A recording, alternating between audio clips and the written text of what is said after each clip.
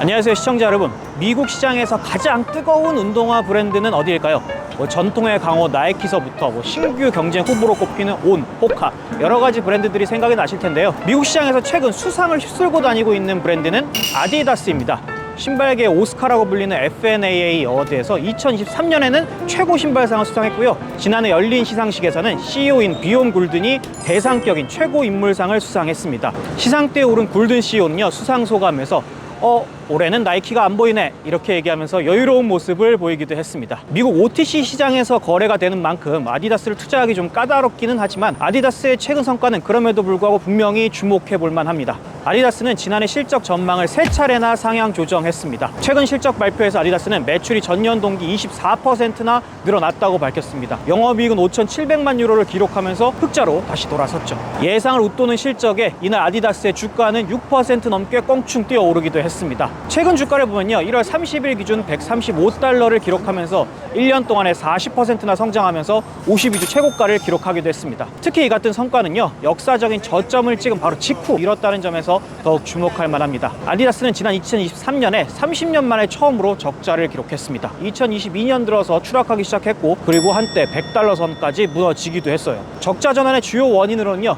레전드 래퍼 카니에 웨스트와 맺었던 이지 파트너십의 파멸적인 종료가 꼽힙니다. 원래 카니에는요, 2009년부터 나이키와 협업을 해서 이지 운동화를 만들어 왔었어요. 에어 이지 2까지 성공적으로 출시를 했었는데, 그 이후에 더 많은 수량과 더 많은 인센티브를 나이키한테 요구를 했죠. 하지만 나이키가 이 같은 카니의 요구를 거절을 했고, 결국 둘은 결별을 하게 됐습니다. 나이키에게 점점 밀려가고 있던 아디다스에게 이 같은 소식은 아주 황금 같은 기회였죠. 2013년 11월 카니 웨스트는요, 나이키를 떠나서 아디다스와 파트너십을 맺고 새롭게 운동화를 출시하게 됐습니다. 그렇게 출시된 이지 부스트 시리즈는요, 품절 신화를 일으키면서 아디다스에게 새로운 꿈과 희망을 안겨줬습니다. 2015년에는요, 올해의 신발로 선정이 되기도 했고, 2019년까지 이지의 브랜드 매출은 연간 10억 달러를 넘어서기도 했습니다. 하지만 둘 사이의 행복은 그렇게 오래가지는 못했습니다. 2022년 10월에 카니에가 소셜미디어에 반유대주의적인 발언을 게시하면서 문제가 시작이 됐죠. 그리고 결국 아디다스는 카니에와의 파트너십을 즉시 종료하겠다고 결국 공식 발표를 했습니다. 결과는 참혹했어요. 소비자들이 이 브랜드를 외면하기 시작하면서 약 10억 달러 상당의 이지 재고를 떠안게 됐습니다. 역사적인 부진을 기록했던 아디다스, 어떻게 다시 부활을 하게 됐을까요? 제가 지금 서 있는 곳은요, 뉴욕 플래그십 스토어입니다. 세계에서 가장 큰 아디다스의 매장이기도 해요. 2016년 12월 뉴욕 5번가에 문을 열었습니다. 총 4층 정도 되는 규모인데요, 미국의 고등학교 운동장과 운동시설을 모티브 삼아서 만들어졌습니다. 한번 같이 들어가서 그 성공의 이유 한번 확인해 보시죠.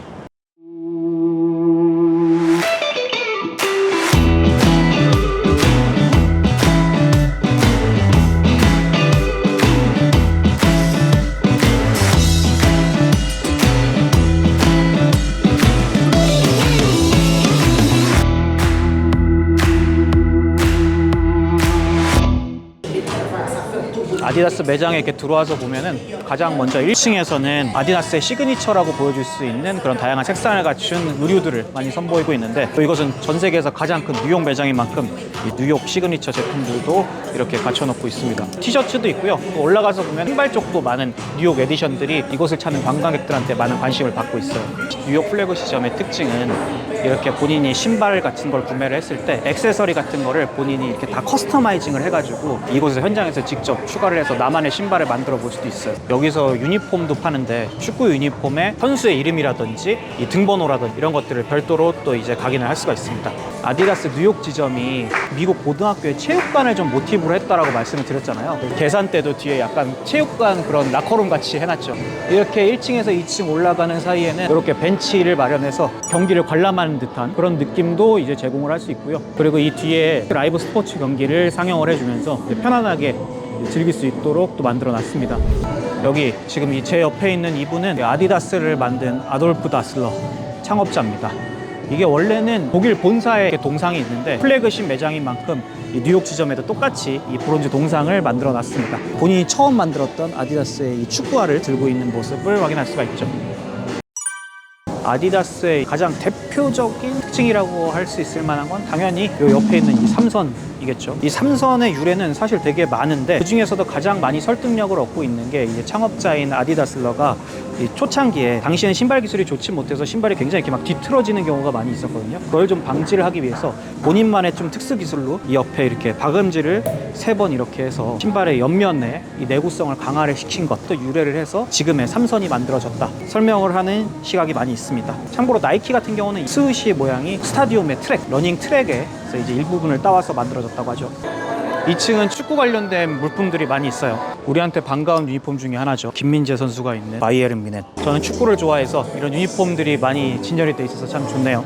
아스날 유니폼도 있고요. 이번 시즌에 아스날이 잘하고 있어서 많이 부러워요. 저는 토트넘을 좋아하는데 이번 시즌에 성적이 많이 좋지 않아서 매우 슬픕니다. 강등되면 안 되는데 걱정이 많습니다. 아디다스를 성공 반열에 올라놓은 주인공을 그냥 매장 안에 들어가서 확인해 볼 수가 있어요. 삼바와 이 가젤, 이 코너 앞에 가장 많은 사람들이 몰려있죠.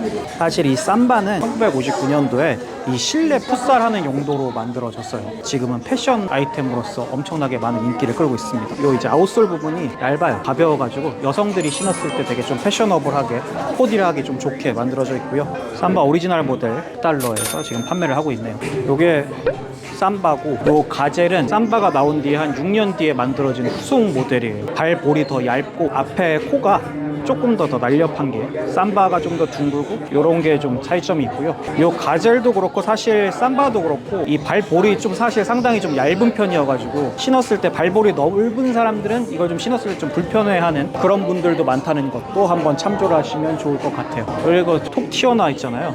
이것도 좀 특징인데 예쁘긴 한데 논란이 좀 되기도 했었어요. 처음 새 제품을 신으면은 이 뒤꿈치가 엄청 까져요. 이렇게 딱 튀어나와 있어가지고 유튜브에 보면은 이 삼바 맨 처음에 산 다음에 이거 엄청 꾸기는 분들이 엄청 많아요.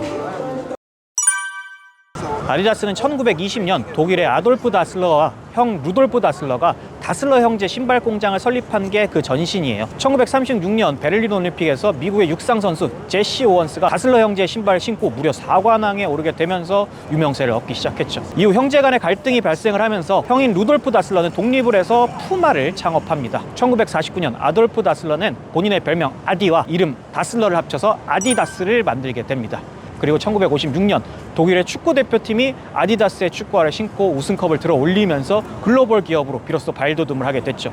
아디다스의 재건을 이끌고 있는 CEO 비용 굴데는요 2023년 1월부터 지휘봉을 잡았습니다. 노르웨이 국적을 가지고 있고요. 과거 프로축구 선수와 핸드볼 선수로도 활동을 했었어요. 1992년부터 1999년까지 아디다스에서 실제 근무한 경험이 있고요. 이후엔 창업주 형의 회사인 푸마에 이동해서 CEO를 맡았었습니다. 아디다스에 다시 이동해서는 소비자 트렌드와 파트너십 확대에 중점을 두고 제품 출시를 가속화하고 있습니다. 아디다스에 대한 최근 전망은 밝습니다. 번스타인은 최근 아디다스의 목표가를 300유로로 상향을 했고 등급도 비중 확대로 올렸습니다. 향후 2년간 아디다스의 주당 순이익 성장이 70%에 육박할 것으로 보기도 했죠. 아디다스의 이런 성공은 최근 부진하고 있는 나이키와 비교해서 보면 더욱 두드러지기도 합니다. 최근 몇 년간 나이키는 새로운 제품의 혁신적인 출시가 좀 부족하기도 했죠. 이로 인해서 호카라든지 온러닝 등 새로운 경쟁 업체들에게 말 그대로 두드러 맞으면서 시장 점유율을 잃고 있습니다. 나이키는요 재고 과다를 막기 위해서 에어포스 같은 주요 스니커즈 라인의 생산을 줄이고 있습니다. 이는 또 단기적인 매출 감소로도 이어지고 있죠. 다만 나이키도 둔하긴 하지만 최근에 부진을 극복하기 위해서 적극적으로 노력을 하고 있는 중입니다.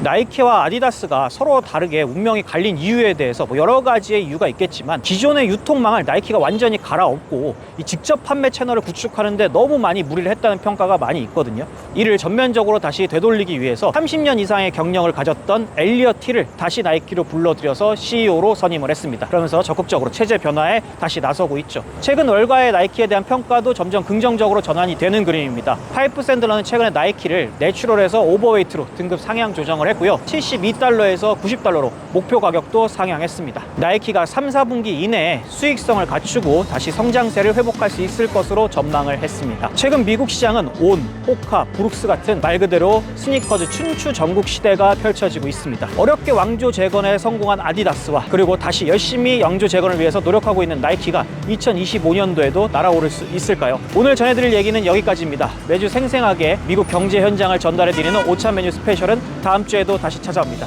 구독과 좋아요, 알림 설정까지 해주시면 방송을 준비하는데 매우 큰 도움이 됩니다. 다음 주에 다시 뵙겠습니다. 감사합니다.